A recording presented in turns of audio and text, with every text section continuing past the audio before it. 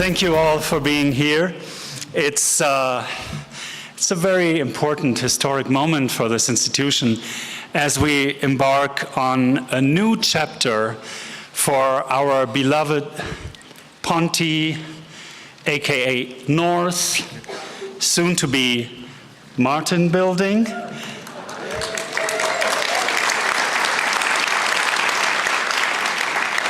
And I tell you, the names change, but the substance, the structure stays the same. The building will stay a landmark of this wonderful town and an icon of 20th century museum architecture.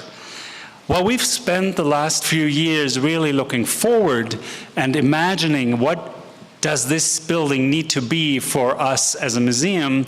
At the same time, we really did some reflection. We really tried to think about where do we come from and what did it actually take to get us to this place. So in moments like these, we feel deeply humbled and grateful for the opportunity to serve this community, and really grateful for all your wonderful, generous support over so many years to make this institution the great Denver Art Museum. Thank you for all of you for that.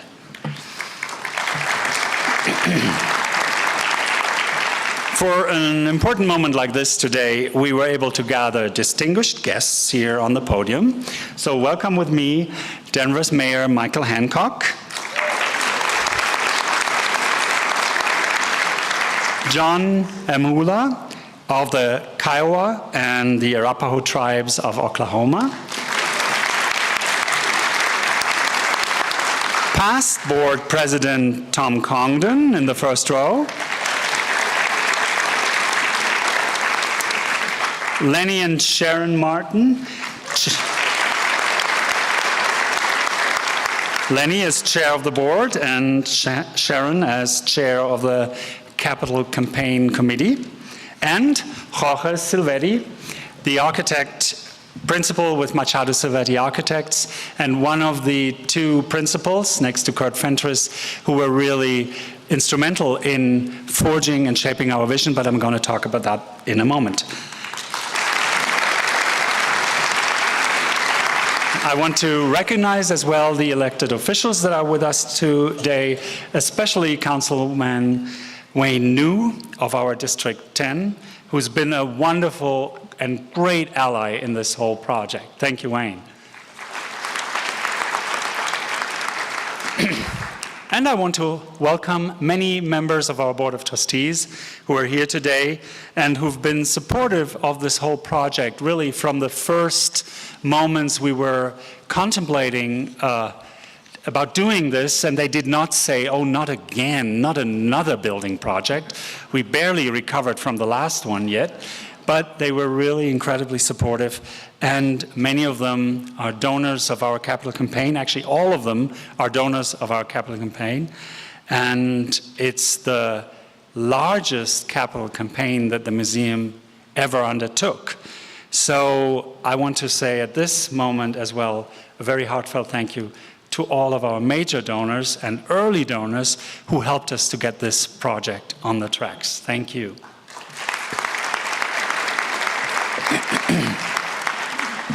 The North Building will continue to house our collections of art from all over the world. So these collections are always a reminder to us that our world consists of many cultures and many ways to look at things and many traditions, and they teach us tolerance, empathy, curiosity, and respect. The American Indian culture specifically has always played a leading role in our museum. It's one of the best collections in the world that we have the pleasure to house here, and we're very honored to represent this tradition today through a blessing of John Amhula, the elder of the Kiowa and Arapaho tribes of Oklahoma. Welcome, John. Hey. Hey. I'm also part of Arapaho at Kiowa, but a lot of history. A lot of history is this area right here,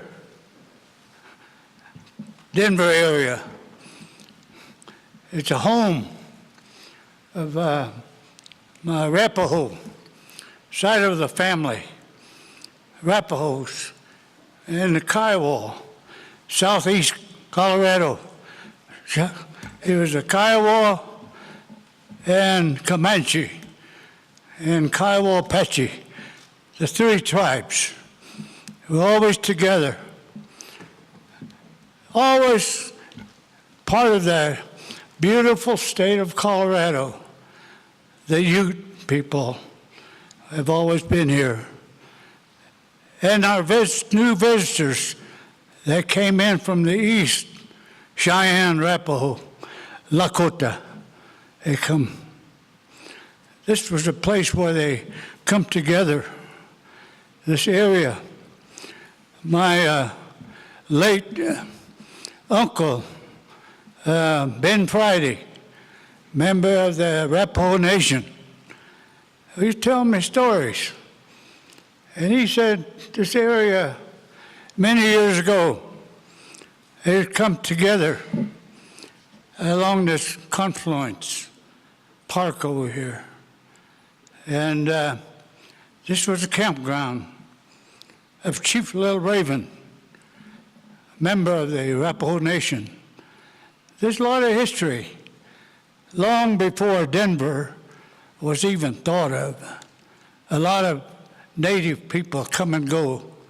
This was a trade center where we brought our goods and we would exchange, trade for different things that we need to survive on the plains. Really an honor today to be with you.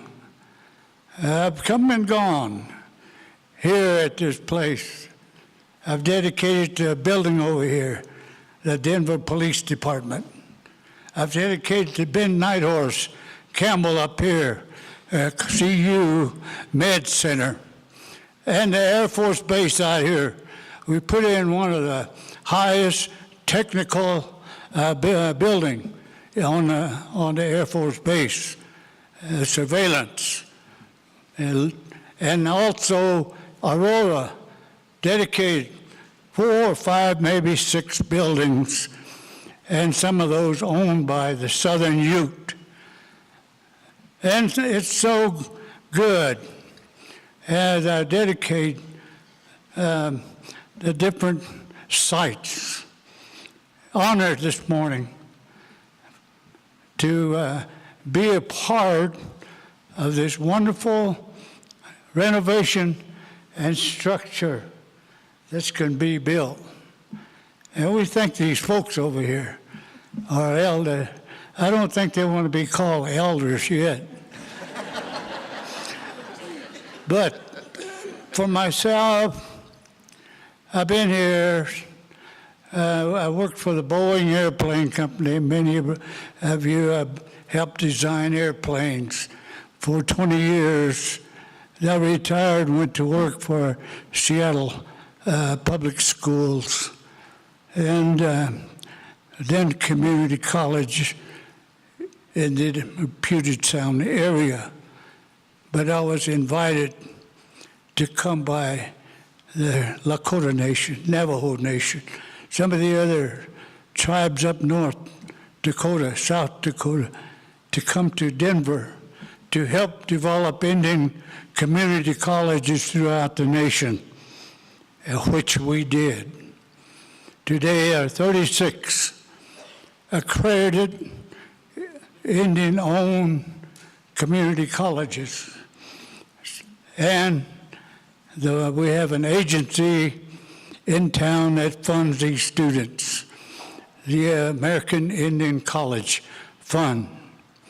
So I've been associated with many things since I moved to Colorado. It's a good place. I like it. but I'm going to be moving home, Oklahoma, where I came from, to our southwest part of the state. And that'll be next spring.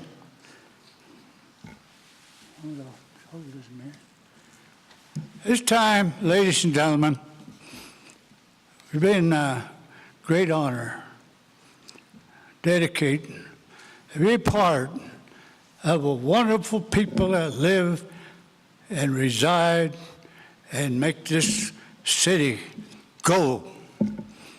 So to see all of the different officials come and go, and representatives that are in Congress in the United States.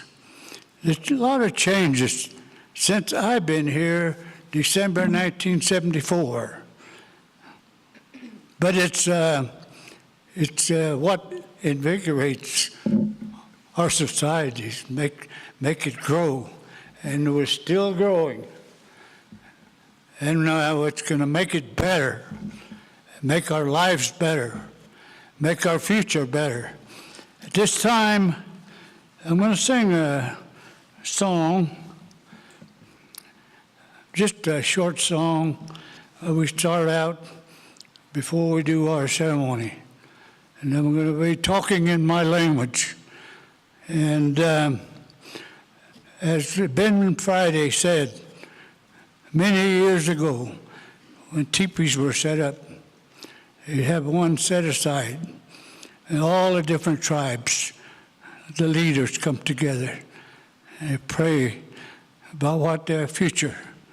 They pray for good things, and that's what we're going to do today.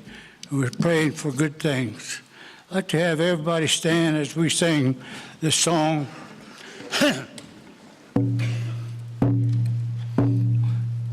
Yeah, yeah, yeah, yeah, yeah, yeah,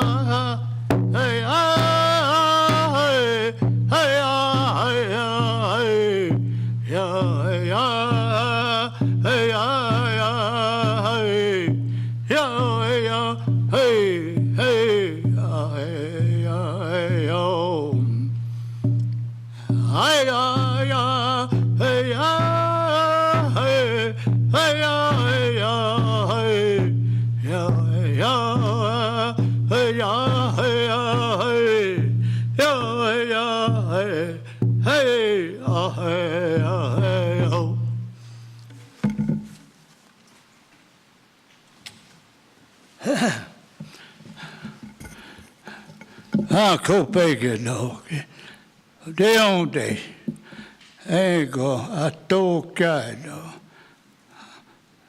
honk ecoado, gitado, onde, get taints on, gayoriki, dark at the tide, tope, dark as oide ondo, and come dark.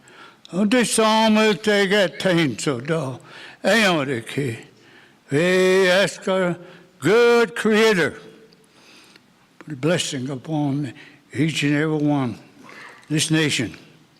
Que take a poem do topeyo.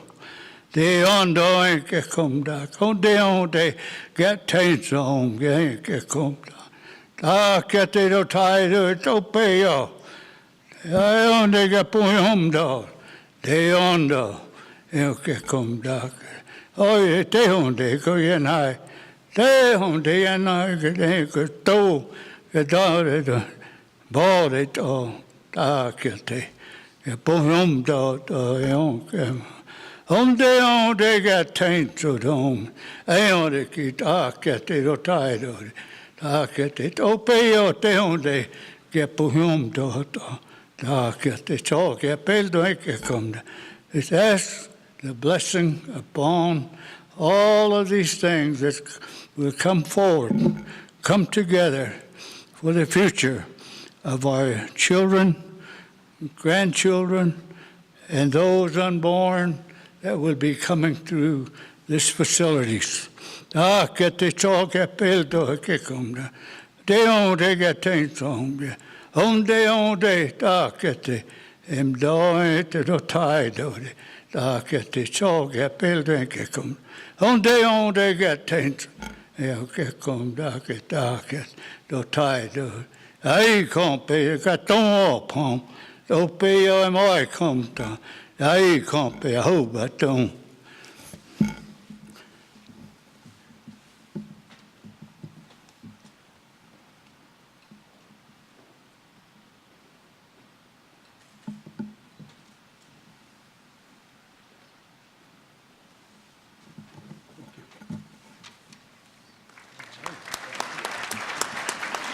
We're really honored and humbled to share our excitement for the future of the Denver Art Museum, an endeavor that we called pretty much from the beginning Vision 2021 Building Inspiration. Vision 2021 is driven by the desire to create an enduring world-class institution in the heart of Denver that embodies the creativity, the beauty, the openness and the boldness of the city itself. The North Building project, which thanks to the generous support of Lenny and Sharon Martin will be known as the Martin Building in the future, will expand the museum's ability to serve the community, welcome guests from near and far, and preserve and present works of art for generations to come. The construction of the new building, the Anna and John J.C. Welcome Center, will establish the wide open arms of this institution, a center of gravity on the museum's campus that will really connect the Hamilton Building and the Martin Building in a wonderful and new way, establishing a new neighborhood beacon and more intuitively help us to serve our visitors. Vision 2021 has taken shape at a time that the museum is experiencing incredible growth. In 2017, more than 850,000 visitors came through our doors. Just as a reminder, that building was built when the museum had about 100,000 visitors per year, so clearly there is a discrepancy here. And it is invigorating to break ground on this specific moment of the scale and importance after such a record year, inspired by great exhibitions and programs that excite our community. As we break ground today, I would like to thank the generous donors who have contributed not only funds, but their deepest support and enthusiasm for this momentous project. Their involvement has been absolutely instrumental. And I would like to specifically acknowledge contributors who made lead gifts of $4 million or more to our recent campaign, helping us establish a solid foundation for this ambitious and important project. Lenny and Sharon Martin, Anna and John J.C., the Helen K. and Arthur E. Johnson Foundation, the Avenir Foundation, Fred and Jenna Bartlett, the Boniface Stanton Foundation, the Morgridge Family Foundation, and I think Lenny Martin has my notes now. I got to change. I knew it, I tweaked it. Something was wrong. The Boniface Stanton Foundation, the Morgridge family, and Amanda Precourt. Additional generous contributors to our campaign are recognized in the program. Thank you, all of them.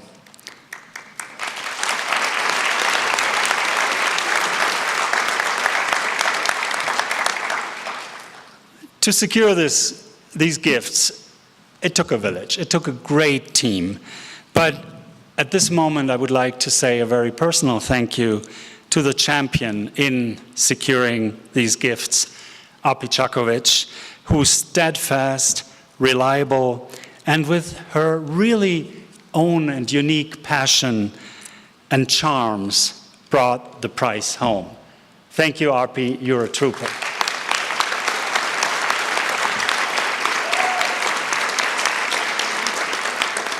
And finally, I really want to say a thank you to all of you, because I know all of you put your crosses at the right little box when it came to the big bond vote last November.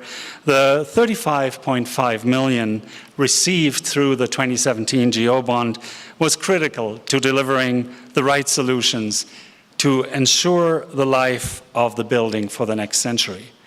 And this GO bond initiative gives me the perfect bridge to welcome our next guest, the big fighter for these GO bonds and wonderful friend of the arts and education, the great mayor of the great city of Denver, Michael Hancock. Good morning, everyone, and thank you, Christoph, for that introduction and for the invitation to be here. I'm going to be brief, but I want to make sure that you know that today this is a monumental moment in the life of this Better Denver Bond program that was approved by the voters just in November. First and foremost, this is the first groundbreaking of that entire bond program. And so I congratulate you on being the first out the box and ready to go. Christoph, I too want to acknowledge and thank Councilman New for being here, because without City Council, we're not here to celebrate these great projects. I also want to acknowledge the presence of citizens, our Deputy Chief Projects Officer for the City of Denver and my administration, Tychus Holloway, who is overseeing the bond projects, as well as Laura Perry from our Finance Director, from our Finance Office, who handles all of our capital projects. Would you two stand up, because I want people to see the face of the leaders of this $900 million bond program. And we are also joined by Kent Rice, who is the Executive Director of Arts and Venues for the City of Denver. Kent is over here to my right. Kent, thank you for being here as well. To Jorge Savetti, congratulations, and thank you for doing such a wonderful job. To all of you, just as Christoph just pointed out, the donors, we are here because when I met with the Art Museum, it was very clear that you all had stepped up in a great way to support the Art Museum. And there was no way in the world that we were not going to include it in the bond. But I want to say two things. Not only was your support important, but also the fact that the people of Denver showed up in November. It was the largest voter turnout in the history of Denver, Colorado. And arts and culture led the way. And we saw unbelievable support. And so I want to thank you all. I want to thank the people of Denver, certainly to Lenny and Sharon, for your continued wonderful support, not only of the Art Museum, but what you do for all of us in this city. All of you tremendous contributors to this great and venerable institution. Let me say two things, and I'm going to sit down. First and foremost, we're proud of what you all have done here at the Art Museum. Whenever I come here to meet with the benefactors and meet with Christoph and the team, be a part of, or some unveiling of a great exhibit of exhibits I can't even pronounce, I'm always proud that you have helped usher Denver on the global stage. I woke up this morning and literally just came from the airport, but I woke up in Las Vegas where I delivered a speech last night talking about Denver as a global connector. It is clear now that we are a player. And though I love to talk about what's happening in innovation and Panasonic really helping to usher us there, it really is the attraction of arts and culture that really brings really the substance of who we are as Denver and brings the world to us. And so when we can dispatch great art exhibits from Denver around the world, or invite people in and great exhibits say we're choosing Denver in North America, you are further solidifying this city as a global competitive player around the world. So thank you very much for that.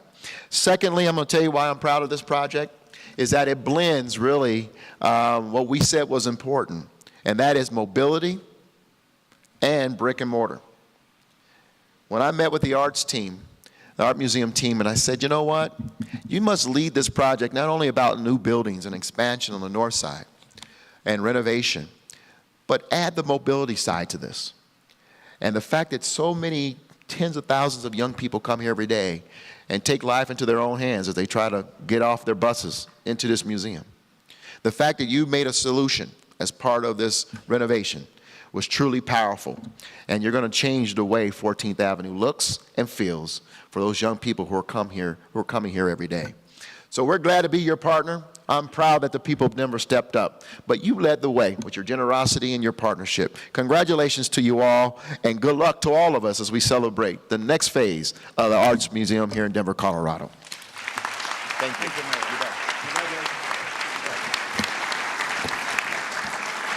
Thank you. Thank you, Mayor Hancock, and thank you really for your continued support and advocacy. It's now my distinct pleasure to introduce you to Lenny Martin, Chairman of the Board of Trustees of the Denver Art Museum, and his wife, Sharon Martin, the Chair of the Capital Campaign Committee. Lenny joined the Board of Trustees in 1994, and in 2007 he was appointed to the role of Vice Chair, and then was named co-chair with Frederick Hamilton in 2011, before he took the position of full chair in 2013, steering our institution with the deepest level of commitment. You can tell by this vetting process, we're not easy with our Board of Trustees, obviously. You got to really earn your position there. Sharon is also extremely committed to our institution, has been a wonderful hostess to many, many of our functions where we really were able to raise enormous amounts of money, and chaired graciously and successfully our Capital Campaign Committee. Lenny and Sharon's guidance and support over so many years have been invaluable, and really their $25 million gift it got us going. I think without that, we still would sit in our break room and brainstorm of the new museum and what could it be. Well, thank you all for being here today. Sharon and I are delighted to participate in the groundbreaking. I wanted to particularly thank Mayor Hancock for making the effort to be here today, and for you having been such a great supporter of this project. We've been lucky to have mayors in this town who share the vision of the community for the arts and culture, and Mayor Hancock is right up there at the top, and we appreciate that very much. I also wanted to thank John Amula for his remarks this morning and for his blessing. It's always important to be reminded of our heritage, and our heritage doesn't go back just 100 years or 150 years. It goes back over all that time and the many hundred years before that. And it's important that we know that's where we came from, that's where this land came from, and that we're giving back to that land and all the forefathers and mothers that came before us. Thank you also for your blessing on newborns. Sharon and I, our daughter Sarah is expecting 2 boys in the next 2 days, 2 or 3 days. So it's an exciting time for us, and we'll pass that blessing on to our newborns. We had a wonderful session this morning with most of the employees at the Denver Art Museum. They were sitting in this room, and we addressed them. And I'm not going to tell them one story and you another. So I'm going to be consistent in the message that I passed on then. When I was a student in college in the Chicago area, I remember very well when I took my first intro to art class, and part of the obligation was to go to the Denver Art Museum. Wasn't that a tough obligation? Excuse me, the Chicago Art Institute. Getting my museums mixed up. So the Chicago Art Institute was really my first introduction to art and to a magnificent museum and a fabulous building. And I have to admit that for many, many years, as I visited art museums around the country and around the world, I focused heavily on the building itself and the art that was inside the building. But what I've come to learn as chairman of the museum and as a trustee for these many years, it's really the people that work with the museum, work in the museum, work for the museum, that make a great art museum. And if you think about it, if you take away the curators, the conservation people, the visitor service people, our security people, and the logistics and marketing and all those people, what do we have? We have really maybe a beautiful building, but we don't have a great art museum. And I feel like one of the motivations that Sharon and I had in helping get this project started was really to give more resources to our great employees and our great staff and let them go to work with it and do all the things that are going to make this an even more exciting place to visit and to come back time and time again. And so as I think about the building and the beauty of the building, I remember when we moved to Denver almost 40 years ago, we were driving around to acquaint ourselves, and this building was kind of off by itself with some other older buildings, parking lots, the old public library, and to reflect today on what it's going to be in 2 years, it's really going to come into the 21st century and continue to have the integral position with the library, with History Colorado, with the Hamilton Building, with the Clifford Still Museum, with the Kirkland Museum, with other important buildings that are here, Byers Evans next door. And we're going to really freshen it up and make it even more effective and make us continue to be proud that our predecessors had the foresight to build this building and do it, select a great architect and to implement it in such a magnificent way. So we're delighted to be, a small part of getting that project going. And the final thing I said to the employees was that this building is our largest art object that we own. And we take care of all of our other 50,000 objects, and we certainly need to take care of this one. And some of it's not that exciting, HVAC, new windows, new seals, things like that. It's not that exciting, but it's as essential as the beautiful part of it. So we're so delighted to get it going.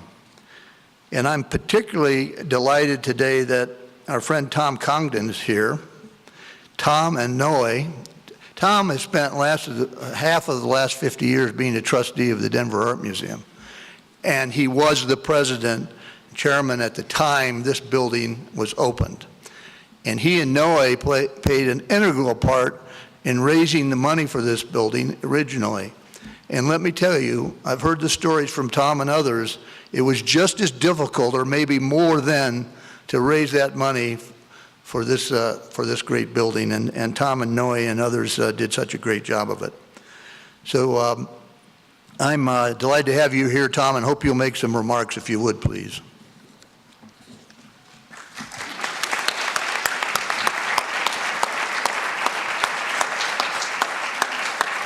As a past president and one who is very past, I speak from a lower level than these other gentlemen. But it was, in fact, a full 50 years ago that 7 of us got together and began to discuss the functions of a new art museum.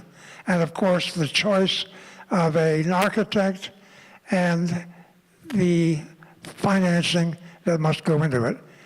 Now, of the 7, Director Otto Carlebach was by far the most outspoken, I can say. And he should have been, because his experience went back, I believe, some 30 years. And the rest of us could be described only as quite naive. Anyway, he had some very specific requirements. And one was that the museum be a vertical structure, which is a novelty 50 years ago. And he said, we want the visitor to come in, press the button on the elevator, and go to the gallery of his choice. His other concern was that galleries not be too large, that the visitor had perhaps 45 minutes in which to enjoy the art. And therefore, the gallery should not be larger than, I think it was 4,000 square feet. And lastly, he was concerned about daylight. As you can see, there is very little opportunity for direct daylight to get in the building. But It was a successful venture. I might add that big money-raising effort. We made it, $4.5 million.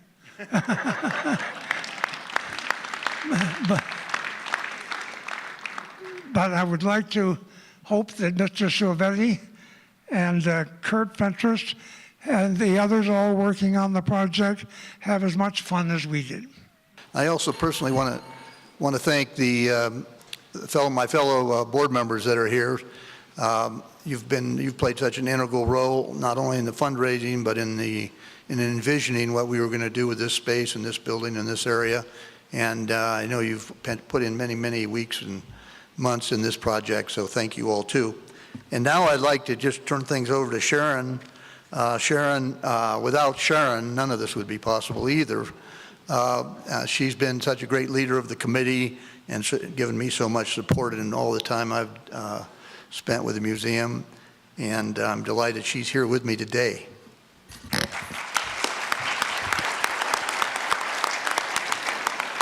Thank you, Lenny. And thanks also from me to each and every one of you for your generous support, your steadfast dedication to this museum, and your ongoing and constant work to make this a very creative place for us today.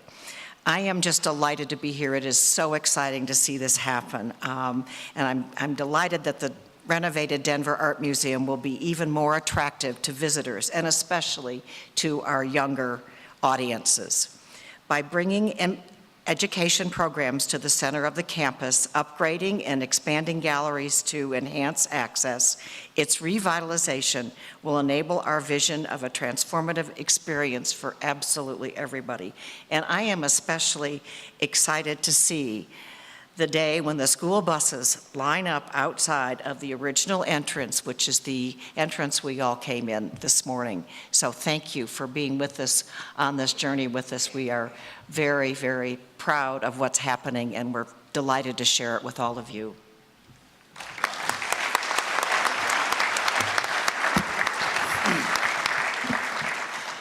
Thank you, Sharon. Thank you, Lenny. Thank you, boss, and boss of my boss. Sharon mentioned the school kids. We had in the last year 200,000 visitors under 18. So, of course, when you tackle a project like this, one of the first questions is, what are you going to do with all these kids? And where do they wait? Where do they have their lunch breaks? Where do they occasionally run around when they just come from one tour and wait maybe for the next tour? And this was very much as well a driver of the content of what we wanted to do and what we wanted to accomplish, really to give our world-known education center a place, a decent architecture, not tucked away in the basement in the old offices where they resided during the last decades and really worked to become world-class, no question. But now I think it really is time to get them up on the first floor, and that is really what we're doing here. Before I invite the last speaker to the stage, I would like to take a moment to acknowledge our contractors, Saunders Construction, for their expertise and care throughout the planning process. Now that we are embarking on the project, it's a relief to know that we're in good hands. Thank you, Saunders.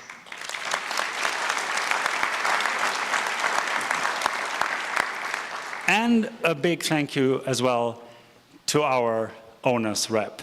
I learned in this process this is key of every successful project. And we just had the best. We had Chris Grundy from Project One, and I would love to thank Project One and Chris Grundy for their amazing expertise in this whole process. Speaking about dream partners, we definitely had the best in architects for this project.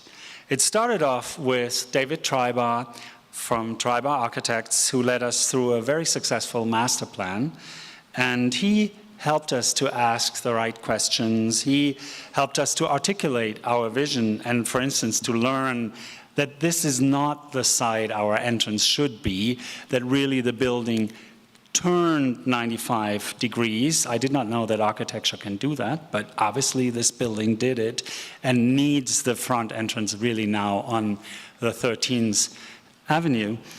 And after that, we were very well prepared for the planning phase with Kurt Fentress and Jorge Silvetti and their teams. So Denver-based Fentress architects led by Curtis Fentress comes with a very impressive portfolio. Every kid knows these are the guys that built the airport, of course. But something that might not everybody know is these are as well the guys that did amazing museum buildings, dozens of them, beautiful buildings, such as the National Museum of Wildlife Art or the National Cowboy and Western Heritage Museums. So they really have deep knowledge in what a museum should be and how museums work. And Fentress partnered with Machado Silvetti, Boston-based firm, which in addition to a very in-depth knowledge of Joe Ponti by a world-known specialist of Joe Ponti, Jorge Silvetti, really is best known for great museum projects too. For instance, their renovation of the Getty Villa in Malibu, the addition to the Baldwin College Museum of Art and to the Center for Asian Art at the Ringling Museum of Art in Sarasota. Just a few among many projects where both firms really demonstrated their skills and demonstrated that they are dream partners for us museum people who know nothing about architecture but who have big wishes and often maybe as well a little hard-headed ideas what a museum should look like. So thank you, Kurt Fentress, thank you, Jorge Silvetti, for being dream partners in this project. And I would like now to invite the principal of Machado Silvetti, Jorge Silvetti, to give you all a little glimpse into what we can look forward in 2021. Thank you. Thank you very much, Christoph. Thank you very much, everybody, for being here. This is a very, very special day and moment for everybody that has been involved in the project. But broadly speaking, and specifically for architects, this is a really very, very important and meaningful moment when we kind of change gears and enter in a very, very different stage in the making of this project. Sometimes it has been used as a metaphor many times in our conversations that we were going to all give new life to this building, and this metaphor really is interesting because it is as if we've been in the process of conception, took 2 years, and now gestation starts because it's going to start taking shape and begin to really be more and more real. As time passes, 2 years from now, we will be hopefully cutting the ribbons and truly starting the new life of this museum. A new life because there are some new things, obviously, that are going to be done. It is a very, very exciting and unique project for us architects, and I'm talking now really, representing also our wonderful partners, Fentress Architects from here, with whom we have established an incredibly harmonious, collaborative, and exciting partnership throughout all this project. It is because this is a very special project that somehow synthesizes all the things that we, at least Fentress and I, and most good architects, I would say, are interested in. On the one hand, the creation of a new building. We always like to do new things and put them there. But also the conservation, the preservation, the restoration, and the regeneration of buildings that belong, in this case, I would say, to the patrimony, heritage, cultural heritage of humanity, because this building transcends Denver. And I take the opportunity to thank Tom Condon and all his colleagues when they make that decision to choose Gio Ponti, who is a giant that only built this building in the United States, and now is going to be really represented to the world in all his glory. So there are two tasks here, and we have conceived of them, and this is the unmodest part of architects that always comes, I mean, as two gems. This is a gem, and what is going to be new is also a gem. It's a welcome center which will deal with another one of these issues that we are architects today are very concerned and interested in, which is an urban issue. It's going to really put together, I promise you, all this wonderful cultural campus that somehow has grown without any kind of clear idea. So at this moment, there are wonderful buildings just hanging around here and not connecting very well with each other. So we are convinced that what we're going to put there is going to bring all of this space together. And so the creation of urban space is one of our concerns. We tend to think that or in general, people think that architects only put buildings, and we do, but when you put buildings, you always create voids and special spaces that either you consider them as part of your project, or if you forget, they usually tend to be a failure. One of the great parts of this project is going to be the whole transformation of the public space around here and on 13th Street, making connections that do not exist, visual and functional, between all the buildings and creating really a sense of a center of gravity on the Welcome Center, which is a very, very exciting building. Of course, with this building, that was the main attraction why we really wanted to get this job when we were applying for it. It has tremendous qualities that have been kind of, if not disappear, but they have lost a little bit of their brilliance with time, as happens with buildings as they aged. We are going to bring all that back. The lighting that's going to be enhanced at night, we're going to recover and in fact transform and give back to the public the original idea of creating another space, unique space in the terrace of the 7th floor by completing the construction of new galleries there, but then some public open spaces that will make really that 7th floor, I'm not sure the museum is prepared for that, but as a destination point in itself in the city, because it's one of the few places that you can really have an almost 360 degrees of the whole view of the city, the mountains, and the whole, really speaking about the centrality of this building in Denver. So these two jobs, which is one, because it's the same building in the end, have been really the great adventure that we have had in terms of conceiving how to do this, how to do it well, how to transform this space. And now we are going to the part we like the most, because at this point we architects, I hope, stop talking and explaining and trying to convince you that what is going to happen here is going to be great, because now we're going to concentrate and just looking and making sure that happens. I want to finally say something that I have not said in these meetings, which is thanks to the city of Denver. I was a novice when I came here for this project, and I have come to love it more and more. Still, I need to know a lot about it in terms of places, but the welcoming, the warmth of the people, and the way in which they have supported us and has been amazing. And we come here always delighted, me and my team. So thank you, all of you, and of course, thank you all of those that have contributed to making this project. So if not before, I'll see you in 2 years, cutting the, okay.